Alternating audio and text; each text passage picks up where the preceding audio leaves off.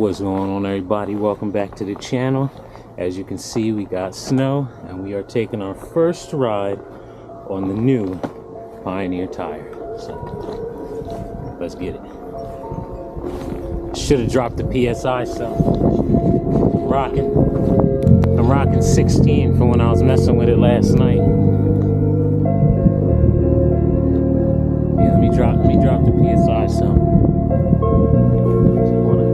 Actually, no, we should make it there. We should. All right. That's right. Today we are reviewing the new Float Life Pioneer tire. Now, we will do this review throughout this video, so be sure to stick around until the end, because that's when there's the most free time to talk and kind of throw my review in here. But the tire, as you can see, handles amazing in snow.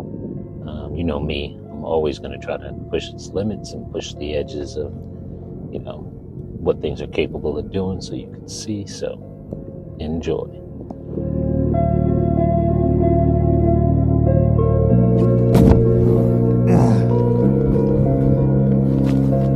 It's bound to happen. Real shit. Where else have you seen like the ability to carve like that in snow? 16 PSI. If I were to drop this stuff, it would be way better. We'll do that once we finish shoveling, and then we'll drop the PSI.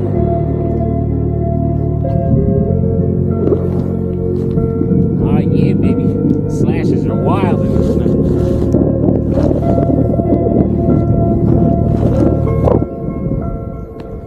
Wish I clocked the speedometer so you can see how fast I'm going. But we on a quick lunch mission. Now the tread on this tire is phenomenal. Grabs great on the snow, but being in the cold, the compound still gets a little hard to not grip on the street under. The sketchiest parts are when there's ice under the snow. That's when the shit gets sketchy. And I was trying to keep the board fairly clean on this ride, not get it covered in snow, but that didn't happen. Yeah, there's ice all up underneath this. So you get better traction in actual deep snow where there's no ice, or it might be underneath there, but at least you're traction on the snow versus ice.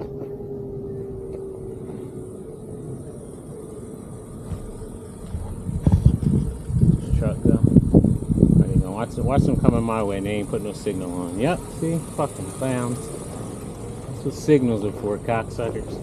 Now, as I mentioned earlier, I'm running about 16 PSI. Now with this tire, I've found that I've played around with a few PSIs, and you actually want more air in it than you would think, at least in normal situations, aside from the snow, because otherwise it starts to feel a little flat because there's so much rubber on the tire.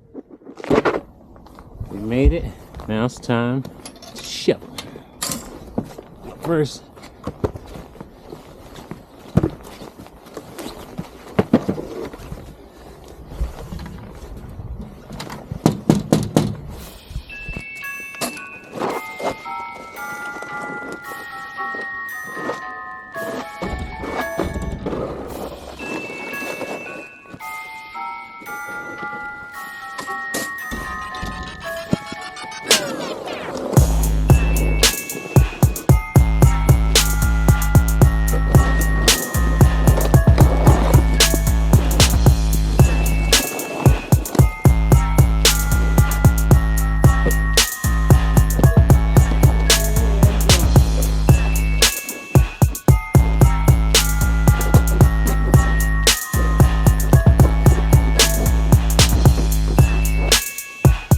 tell y'all this right now, the snow we get now ain't normal. This dual pigment shit that it's got going on, there's something in it. So don't be eating the snow or anything anymore like we used to do as a kid, because like legit it's got like this dual pit. It almost looks like there's white salt in it already, like you know how the little salt beads look. It looks like it's got that in it.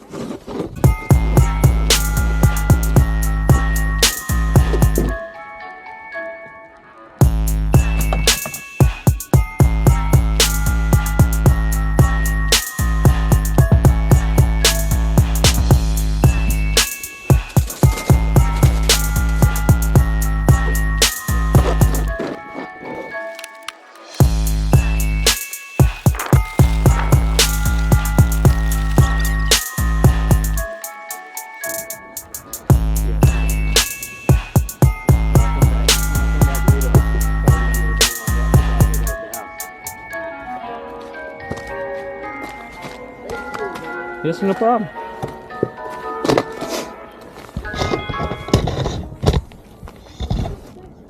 Oh, I'm recording. It's a whole episode for YouTube. Oh yeah, we first ride on a new tire in the snow, and we forgot to drop my pressure. Say again? Yeah.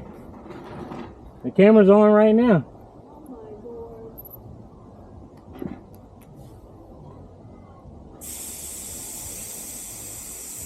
Don't know what we dropping to, but we just going. Hey, yeah. He was out when I came out. Cause I did 11-year-old first. Huh? All right, Ma. I'll see you later. All right, that's squishy, just like it was yesterday. Test riding it with a low PSI. Turning feels weird, but in snow, when you ain't really catching that much edge, it's good. When I got home and checked the PSI, I was sitting at about, I think, 9 and some change, so it's a little low for what I'd like, but just look at how the tread beats up all this slush and snow.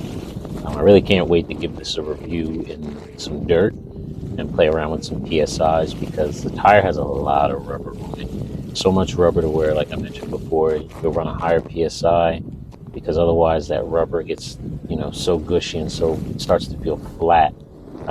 So a little bit of PSI goes a long way, which I can mention right here. In all honesty, it might have been better with more PSI, and as far as like swirling at the top speed, like it's better at low speed, but with more PSI in it, drilling through the snow, it was doing better. But yeah, turning is 10 times better low PSI. Can't wait to review it in the dirt, because I'm really curious to see, how the PSIs play with its traction, in mud or even loose dirt. It's like to turn and carve, you just gotta keep the tire flat. Try not to roll it over on edge.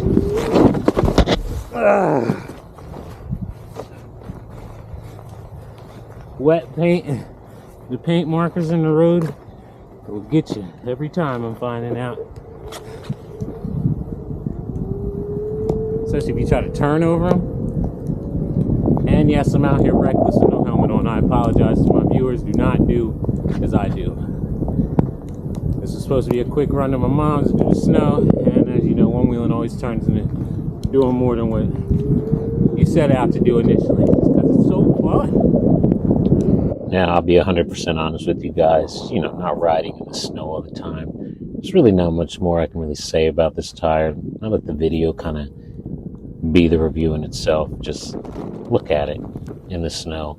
So I can't wait until the dry comes around and I can give it my true review, let you know how the compound really does in the trails, how it eats up the chunk and whatnot. Out here, the rubber's cold. We're literally just riding, utilizing the tread, and it does a great job.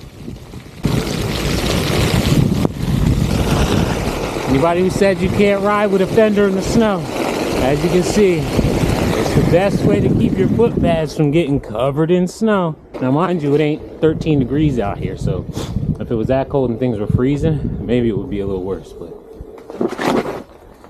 that's the first ride. It's our first real ride in the snow, honestly. Check out those tread patterns, if you can see them. Yeah, first real ride in the snow, so that was cool. That was fun. Oh, let's get back in here. Time to go back to work. Till next time, stay humble, stay hungry, and you'll always remain humbly savage. You riding out there in the snow, be safe, y'all.